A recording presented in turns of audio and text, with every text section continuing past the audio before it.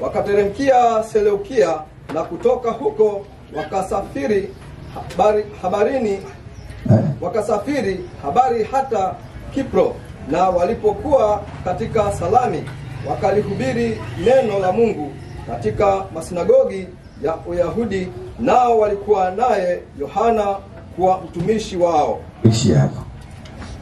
Biblia inasema kwamba walipokuwa wapo kwenye ibada kama hii, wakimuomba Mungu na Roho Mtakatifu akiwa ndani yao, Roho Mtakatifu akiwa ametawala ibada ile, Roho Mtakatifu akasema, nitengeeni Barnaba na Sauli.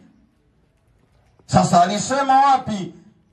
Kupitia kwa watu hawajaandika, lakini alisema nitengeeni Sauli na Barnaba kwa kazi ile niliyowaitia.